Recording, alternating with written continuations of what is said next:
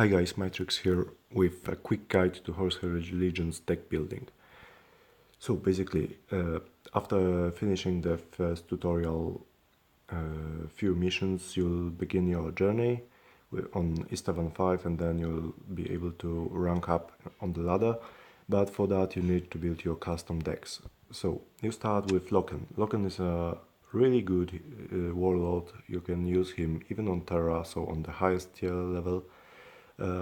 Maybe you won't hit top 50 with him, but he's good enough to do your rank up. So the few basic rules when building a deck. The first rule is to put 2 copies of everything into your deck that you want to include. Like here we have a deck already made by me, not by me, by one of my lord mates, but so basically when you put 2 copies of each card to your deck, then you are most likely to draw what you need when you need it.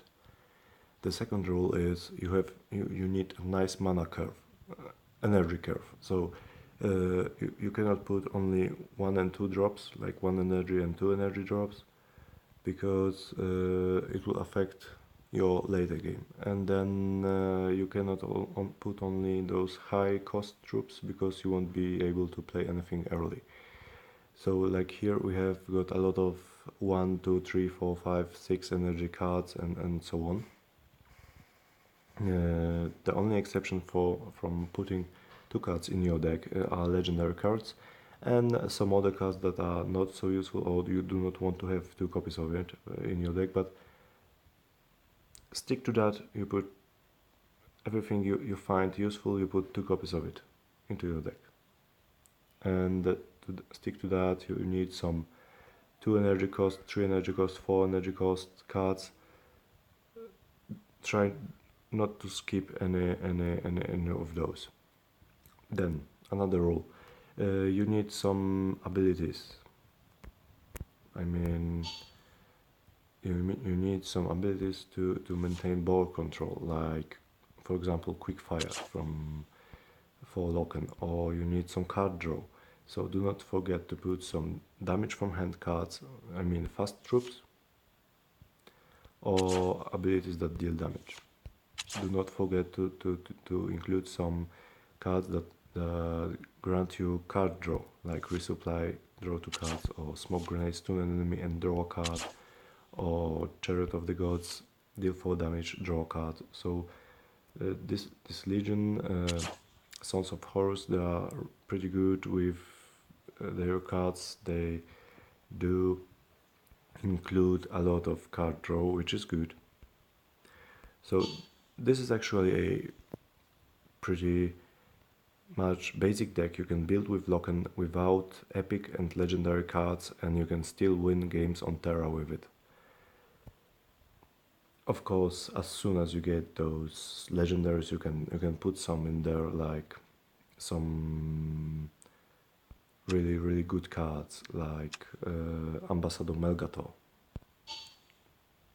or so we go here to find our legendaries. So as soon as you can you should include Legend Ambassador Melgator, the cheapest removal in game. Another must-have card is Goldstone Hunters.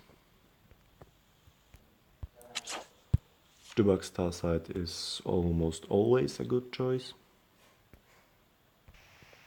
Also, Soul Effin Epoch is a must-have card in most decks, because it synergies with high-cost abilities pretty well, and then you're able to play really good combos.